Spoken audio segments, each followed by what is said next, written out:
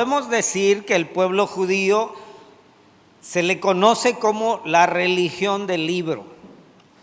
Y se le conoce como la religión del libro porque ellos recibieron ordenanzas, recibieron mandatos, recibieron promesas y todas ellas fueron por escrito.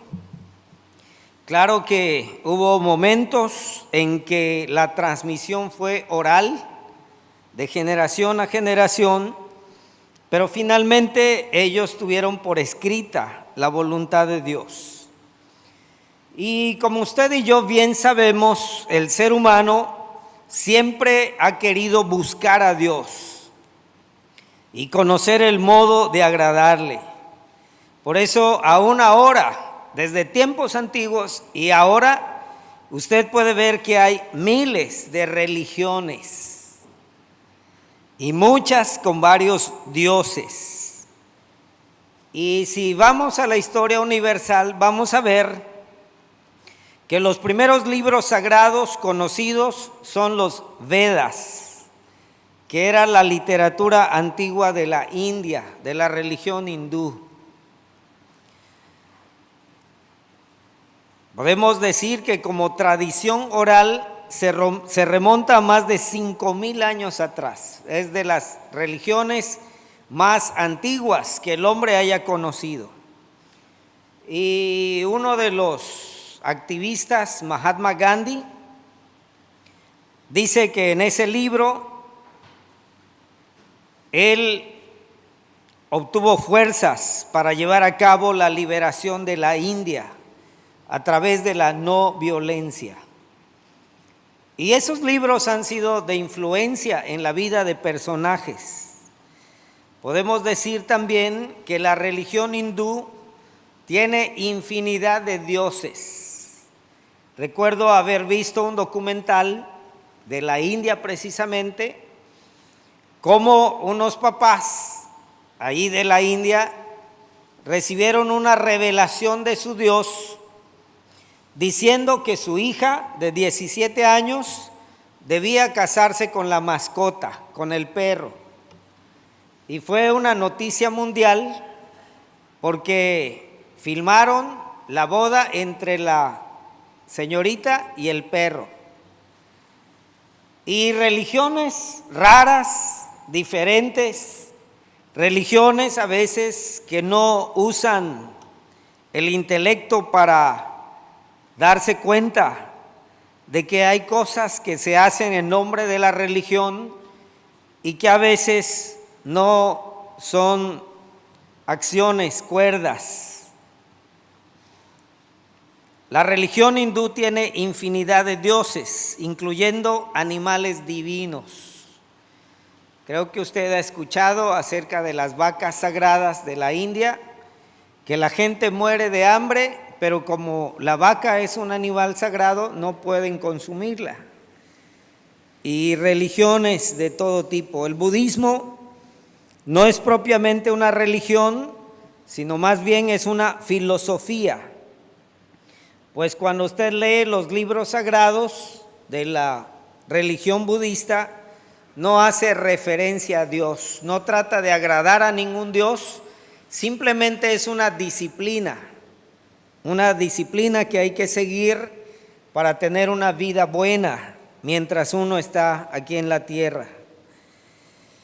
Y si mencionamos religiones que aceptan un solo Dios, vamos a reducirlo a 3 grandes religiones, porque todas las demás, incluyendo las religiones de los pueblos de Mesoamérica, son de muchos dioses. Son politeístas. Pero cuando hablamos de religiones de un solo Dios, solamente tenemos 3 grandes grupos. Por ejemplo, el judaísmo, de donde viene después el Islam o la religión de los árabes, y donde estamos nosotros también como cristianos. 3 grandes religiones con un solo Dios. En el judaísmo, la Biblia hebrea se le conoce como el Tanakh, que son tres, podemos decir tres letras. La primera es Tet, la segunda es Nun y la tercera es Kaf. Tanakh, así se le conoce a la Biblia de los judíos, porque esos nombres van designando las tres secciones que conforma la Biblia hebrea. En la Biblia hebrea solo hay tres secciones. Está la Torah, que es la T, Torah. Luego está Nebihim, que son los escritos de los profetas. Y después está el Ketubim, donde entran los salmos y los otros escritos históricos del pueblo de Israel. Tres secciones: Torah, Nebihim y Ketubim. Y es importante mencionar que el nacimiento y ministerio de Cristo fue profetizado en la Biblia hebrea, en la Biblia que ellos siguen usando. Mira qué dice Jesús allá en Lucas 24, 44 y 45. El mismo Jesús reconoce que la Biblia hebrea, la que usan los judíos, en ese libro está profetizado lo que él iba a hacer como Mesías.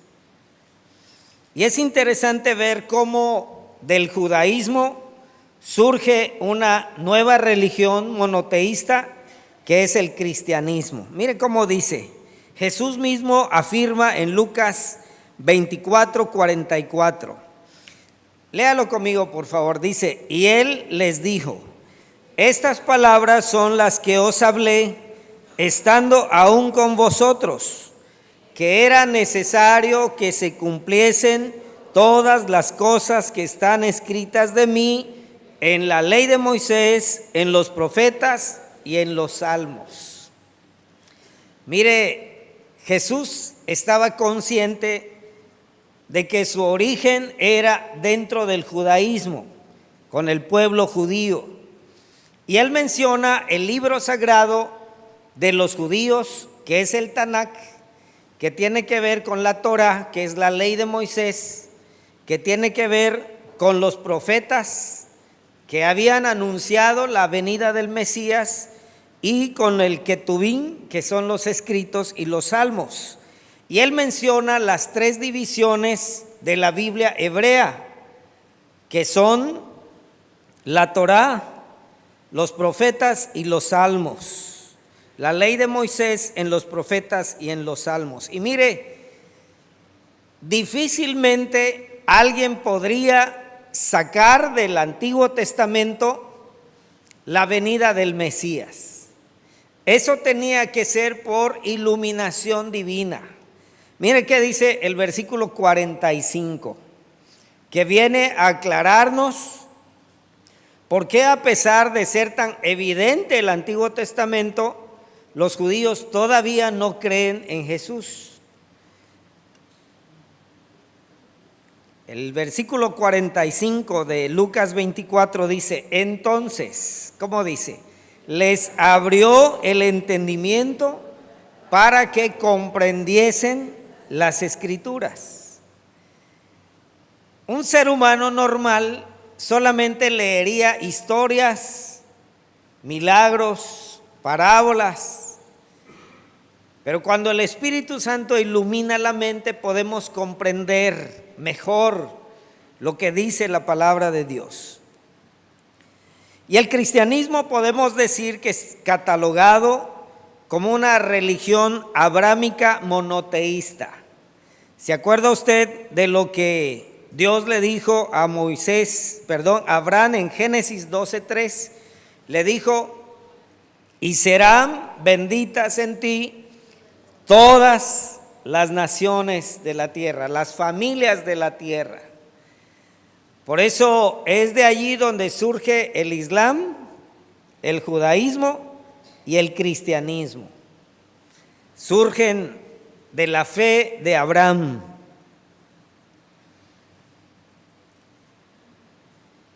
Y el cristianismo basa su religión en la vida y enseñanzas de Jesús de Nazaret.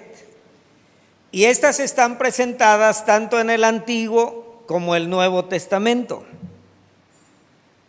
La Biblia enseña que Jesús es el Mesías profetizado en el Antiguo Testamento, que murió en la cruz para redimir los pecados de la humanidad, que resucitó al tercer día y que un día volverá por los suyos con poder y gloria, como está escrito en la Biblia.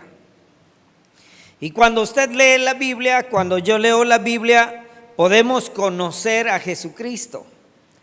Y en la medida en que conocemos a Jesucristo, podemos nosotros alcanzar la vida eterna.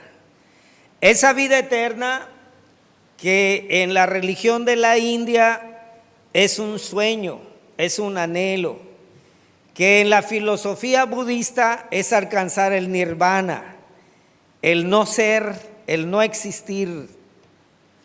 La Biblia nos dice que por medio de Cristo podemos alcanzar la bienaventuranza de la vida eterna. Mire qué dice Jesús en Juan 5:39. Jesús le dice a los judíos y nos dice a nosotros en esta mañana. Juan 5:39. Dice: escudriñad las Escrituras. Y las Escrituras en el tiempo de Jesús era la ley de Moisés, los profetas y los escritos y los salmos. Y Él les dice: escudriñen las Escrituras, porque a vosotros os parece que en ellas tenéis la vida eterna, y ellas son las que dan testimonio de mí. Estudiar la Biblia también nos prepara para conocer y hacer la voluntad de Dios. Eso es para lo que este libro nos fue dejado, para conocer y hacer la voluntad de Dios. Y segunda de Timoteo capítulo 3, versículo 16, nos dice cuál es la razón de este libro. Segunda de Timoteo 3:16 dice: toda la Escritura es inspirada por Dios y útil para enseñar. ¿Sabe? Usted y yo necesitamos aprender muchas cosas, sobre todo cuando somos nuevos creyentes. Y este libro nos enseña, dice, para redarguir.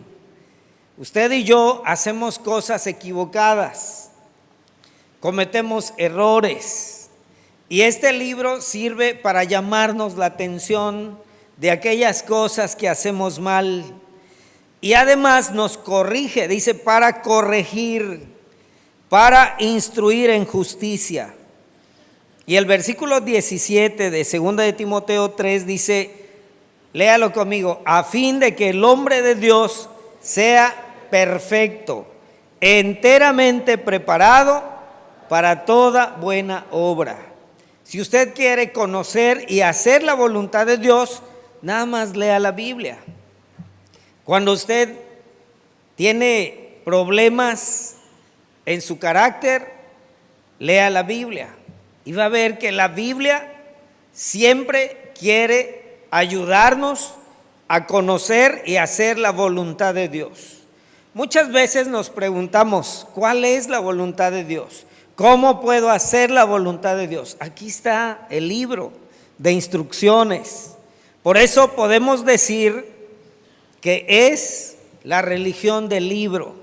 Sin este libro, usted y yo no somos nada. No podríamos conocer a Dios, no podríamos hacer la voluntad de Dios. Según una encuesta y según lo que nosotros podemos visualizar, más del 90% de la población mundial practica alguna forma de religión, porque eso es algo necesario para el ser humano. Todas las religiones afirman dos cosas, todas. cualquier religión en la que usted piense, afirma dos cosas. Una, que la humanidad está separada de Dios. Por eso queremos saber cómo nuevamente unirnos a Dios. Eso es lo primero. Lo segundo es que necesitamos reconciliarnos con Dios. Y algunas religiones, como por ejemplo las de la India, donde está el ascetismo, ese no sentir dolor, se clavan espadas y cuchillos y cosas, porque creen que con esa manera de actuar Dios va a reconciliarse con ellos. Inclusive dentro del catolicismo, hacer penitencia y lastimarse, la gente piensa que eso puede reconciliarnos con Dios. En una ocasión, allá en el campamento, lo rentó un grupo religioso de los que han surgido ahora. Y el hermano Pablo, que estaba a cargo del campamento, dice: me dijeron que no me acercara allí donde ellos estaban. Y más o menos como a las 3 de la mañana, empecé a escuchar gritos y como pleitos, dice él. Y dice que pusieron a una persona y con un cinturón le empezaron a pegar y le dijeron: esto es por lo que le hiciste a tu esposa, y paz, y el otro gritaba: ay, esto es por lo que le hiciste a tus hijos, y paz, le pegaban y gritaban. Y en medio de la oscuridad estaban martirizando a los pecadores para que se pudieran reconciliar con Dios. Y esas son las miles formas de religiones, muchas maneras de querer agradar a Dios. Y es lo que une a todas las religiones. Una, están separados de Dios. Dos, quieren reconciliarse con Dios. De hecho, la palabra para religión es la palabra religare, volver a unir al hombre con Dios. Esa es la raíz de la palabra religión, querer unir al hombre nuevamente con Dios. La palabra latina para religión es religare, volver a unir al hombre con Dios. Y seguramente usted, al igual que yo, nos hemos preguntado, en medio de la diversidad de religiones, ¿cuál es la religión correcta? Porque debo confesarle que en mi adolescencia, en un tiempo que creo que a todos nos ha llegado, quise conocer más religiones, de esas religiones misteriosas del Oriente.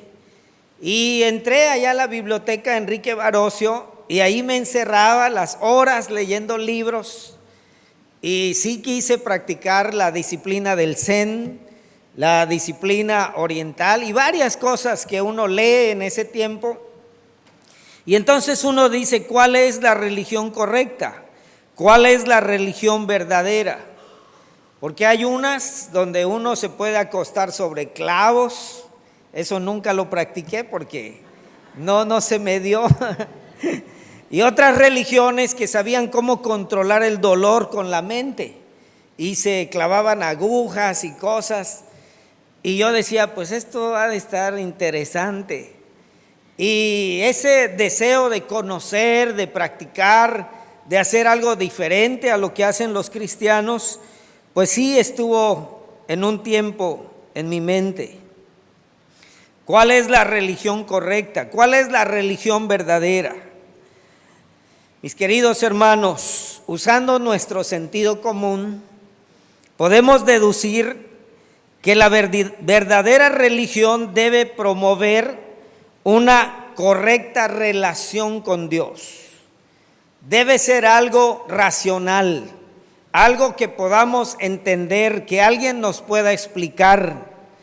Por ejemplo, para promover una correcta relación con Dios, exige varias condiciones que el cristianismo bíblico viene a suplir. En primer lugar, esa religión debe aceptar la existencia de un Dios. Mire qué dice Hebreos 11:6. Para que usted encuentre la religión verdadera, usted debe creer que hay un Dios, porque de lo contrario, pues no nos interesa ninguna religión. Debe aceptar la existencia de Dios. Y Hebreos 11:6 dice, pero sin fe es imposible agradar a Dios. Porque es necesario que el que se acerca a Dios, como dice, crea que le hay y que es galardonador de los que le buscan. En primer lugar, usted y yo tenemos que aceptar la existencia de Dios. Porque si usted duda, pues cualquier religión le queda bien. Cualquier práctica religiosa le va a ser atractiva. Pero primero debe aceptar la existencia de Dios. En segundo lugar, aceptar que ese Dios es uno, que hay un solo Dios, porque si no se va a meter en un lío. Si queda bien con uno, va a quedar mal con el otro. Y si queda bien con este, o sea, va a tener sus favoritos y se va a complicar la vida. No va a saber a qué Dios irle, como dice la mitología griega. ¿Se acuerdan de los dioses, los semidioses, y que Zeus peleaba y que aquí, y que era algo difícil? En segundo lugar, tiene que aceptar que hay un solo Dios. Mire qué dice Deuteronomio 6:4. Que podemos decir en la religión judía es la Shema, lo que se repite, la creencia fiel de que hay un solo Dios. Dice Deuteronomio 6:4, oye Israel, Jehová nuestro Dios, Jehová uno es. Si hubiera varios dioses, como en la mitología griega o la teología romana, estarían peleando el uno con el otro, a ver quién es más grande o quién es inferior, quién es superior. Pero la Biblia nos muestra la soberanía de ese único Dios. Y la soberanía significa que Él realiza su santa voluntad en todo. ¿Sabe que en la doctrina del budismo hay un círculo con dos pececitos, uno negro y uno blanco, que se conoce como el yin y el yang? Y eso involucra dos dioses o dos fuerzas que están batallando entre sí, y a veces gana la fuerza negativa, el lado oscuro de la fuerza, y a veces gana la parte buena de la fuerza. Pero la Biblia no muestra eso, aunque muchos han querido entender y han querido poner al diablo como el antagonista de Dios. Eso no lo enseña la Biblia. Aún el diablo está sometido a la soberanía de Dios. Cuando usted lee el libro de Job, se da cuenta que el diablo está subordinado a Dios, a lo que Dios dice. El diablo no puede actuar por sí mismo, no es un Dios. El único Dios es el que creó los cielos y la tierra. El Señor del cielo y de la tierra tiene poder ilimitado para hacer lo que Él determine. ¿Se acuerdan que dentro de la presencia de Dios, dentro de las características de Dios, es que Él es omnipotente, omnisciente, omnipresente? Él es todopoderoso. No hay nada creado ni por crear que pueda llegar a ser como Él. Nadie puede disuadirlo, nadie puede obstaculizar sus planes. Mire qué dice Isaías 46, 9 y 10. ¿Qué dice ese único Dios acerca de sí mismo? Isaías 46, 9 dice: acordaos de las cosas pasadas, desde los tiempos antiguos. Porque yo soy Dios, y como dice, y no hay otro Dios, y nada hay semejante a mí. El versículo 10 dice, que anuncio lo por venir desde el principio, y desde la antigüedad lo que aún no era hecho, que digo, mi consejo permanecerá y haré todo lo que quiero. En primer lugar, debe creer en la existencia de un Dios. En segundo lugar, ese Dios debe ser único, y eso es lo que enseña la Biblia. La Biblia nunca enseña la existencia de 2 o 3 o 4 o más dioses. Él es el único Dios verdadero. En tercer lugar, para conocer la verdadera religión, debemos saber que ese Dios es un Dios bueno, que mira con agrado al ser humano. Y mire lo que dice Nahum 1:7. ¿Qué dice la Biblia acerca de ese Dios que es único? Nahum 1:7 dice, Jehová es que bueno, fortaleza en el día de la angustia, y conoce a los que en él confían. Ese es el Dios que nos muestra la Biblia. Y mire, por si le quedaba duda, por si todavía siente que ese Dios no es bueno, entonces mire lo que dice Jeremías 29:11. ¿Qué dice Dios de sí mismo acerca del ser humano? ¿Qué piensa de mí? ¿Qué piensa de usted? ¿Qué piensa de la humanidad? Jeremías 29:11 dice, léalo conmigo, porque es lo que Dios dice de usted, lo que Dios dice de mí. Dice, porque yo sé los pensamientos que tengo acerca de vosotros, dice Jehová, pensamientos de paz y no de mal, para darlos el fin que esperáis. Sabe que Dios no quiere que nadie sea destruido. Por eso Él es paciente. Y dice por ahí en el Nuevo Testamento, dice, el Señor no retarda su promesa como algunos la tienen por tardanza, sino que Él es bueno, esperando que todos procedan al arrepentimiento, porque Él no quiere que nadie perezca. Sabe que es el Dios de las nuevas oportunidades, el Dios que nos da una vez más una nueva oportunidad, porque Él es bueno. Y en los Salmos usted puede leer que Él es bueno y que su misericordia es para siempre. Pero ¿cómo reconocer la verdadera religión? ¿Cómo en medio de todas las que hay saber que esa es la religión que nos va a dar la verdad? En primer lugar, la religión verdadera debe respetar la dignidad de la naturaleza humana. Una religión que lastima al hombre, que maltrata al hombre, en que el hombre pierde su dignidad, no puede ser buena, porque Dios le ha dado dignidad al hombre. Mire qué dice el Salmo 8, versículo 5. En Génesis nos dice que Él creó al hombre a imagen y semejanza de Él. Por lo tanto, toda religión donde el hombre y la mujer pierden su dignidad no puede ser una buena religión.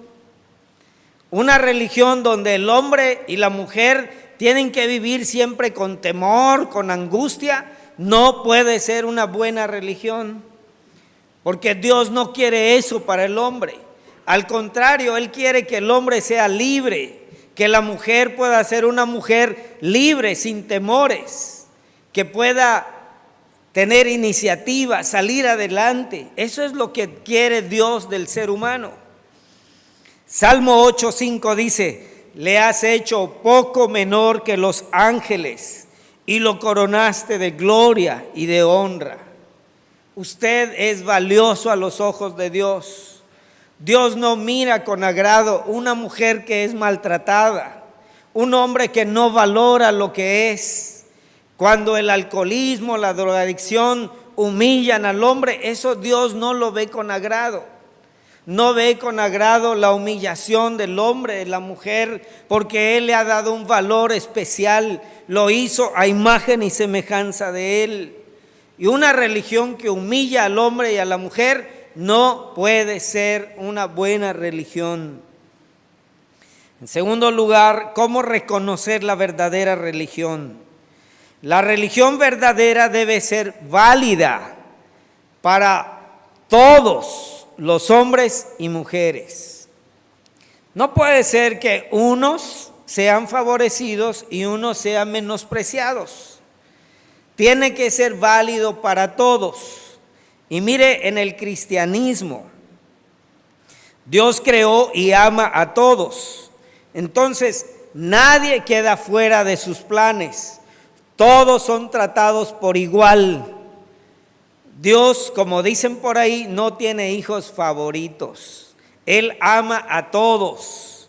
De la misma manera que una madre ama a 5 hijos con el mismo amor. Mire qué dice Romanos 3:23. Y seguramente usted que le gusta compartir el Evangelio, sabe de memoria esta cita bíblica. Y dice claro, por cuanto todos pecaron, están destituidos de la gloria de Dios. No dice, por cuanto los gentiles pecaron, pero los judíos no pecaron, entonces ellos están destituidos. Él dice, todos. No tiene favoritos. Tampoco dice, por cuanto los que no leen la Biblia y no oran, sino dice todos, sin excluir a nadie. Pero mire, el amor de Dios es tan grande que mire lo que dice Juan 3:16, que seguramente usted también se sabe de memoria. Dice, porque de tal manera amó Dios al mundo, que ha dado a su Hijo unigénito, para que todo aquel que en Él cree no se pierda, mas tenga vida eterna. Uno no puede decir, ay, es que yo soy yucateco, yo no entro ahí en ese todo aquel. No es cierto. Uno puede decir, es que yo soy árabe, yo no entro ahí donde dice que hay que arrepentirse. No, todos, para todo aquel que en Él cree. Y Dios no tiene favoritismo por nadie.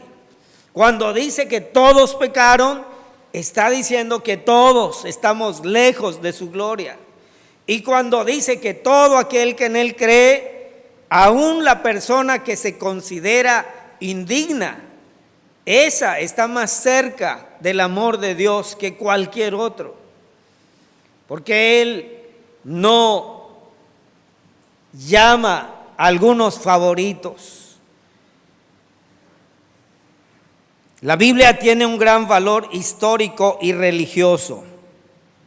Cuando usted lee la vida de Cristo, nos alimentamos espiritualmente. ¿Cuántas veces al leer el Evangelio quisiéramos ser como Cristo? De no alterarnos rápido, de no tener pensamientos negativos de las personas, donde todos pueden llegar y ser bien recibidos.